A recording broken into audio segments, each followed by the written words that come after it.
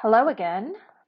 Now we're going to talk about solving quadratic equations using what's called the square root principle. And we already talked about the square root principle in the first video in this section.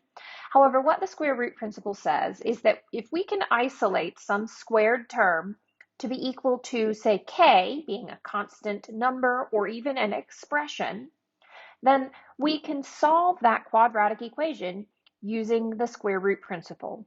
And the square root principle says if we use a square root to solve, we must include this plus or minus in front of the square root.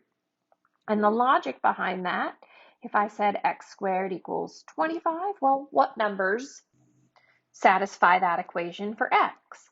And you would be able to say, well, 5 squared is 25, or negative 5 squared equals 25. That would mean solving this, we would say x equals plus or minus the square root of 25, which is positive 5 or negative 5. So using the square root principle to solve is really useful when we have quadratic equations in two specific forms. So either if I have ax squared plus c equal to 0. And of course, you can see we are missing the linear or the b term, right? So if we're missing that middle term, that's a useful time to solve using the square root principle. And the other form we have, that's called vertex form, and we get more into that later. But if we had something in this form where we had a squared expression equal to 0. I could subtract the k, divide by a, and then I would use the square root on both sides. So we'll look at a couple examples of solving quadratic equations where we use the square root principle. And again, for most of the purposes, you'll be using it in this class. It'll be the easiest when you have that missing linear or b term. For our first example, we're going to solve x squared minus 64 equals 0. So two things. One, we notice that it's missing the b term, but also we might notice that it's a difference of squares. So we can also solve this by factoring as well. However, I'm going to use the square root principle. So I've got a quadratic equation equal to 0, no linear or b term. What I will do is I will add 64 to both sides. That gives me x squared equals positive 64.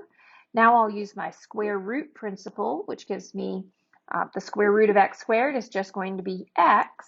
And on the right side, we have plus or minus the square root of 64. So this simplifies, and we have that x equals plus or minus 8, and we will write that as positive 8 and negative 8. Those would be my two x values that solve this equation. Now, as a note, I did say you could solve this via factoring. So if we had x squared minus 64 equals 0, you'll notice this is a difference of squares, so positive 8 times negative 8. And of course, those two terms would sum to 0. So we'll end up with x plus 8 and x minus 8 equals 0. And solving each of those by the zero product principle, you get x is negative 8 and positive 8, which again, you see are our two solutions. Always keeping in mind that whatever your solutions are, especially if they are nice real numbers, you can plug them into the original equation for x to check. For our second example, we're going to solve the equation 2x squared plus 48 equals 0. I notice that it's an equation due to the equal sign. I am solving for my variable x, which is quadratic. So because it's quadratic, our first thoughts may be to say, well, can we factor this? And the answer is no, it's not factorable. Can we use the quadratic formula? Yes, we can. We could use b for 0. But I just said if b is 0, we can use the square root principle. So I'm going to work through this. I'm going to subtract 48 from both sides. That gives me 2x squared equals negative 48. I'll divide by 2 on both sides. X squared equals negative 24. So now I've isolated that square term. I have one thing that's squared equal to something on the other side. Now we can apply our square root principle, which is going to be that x equals, again, you must put the plus or minus if you are introducing a square root to a problem when it did not previously exist. So x equals plus or minus the square root of negative 24. At this point, we notice we have a negative under the radical, which indicates we're going to have complex or imaginary solutions. And then we need to simplify the square root of 24.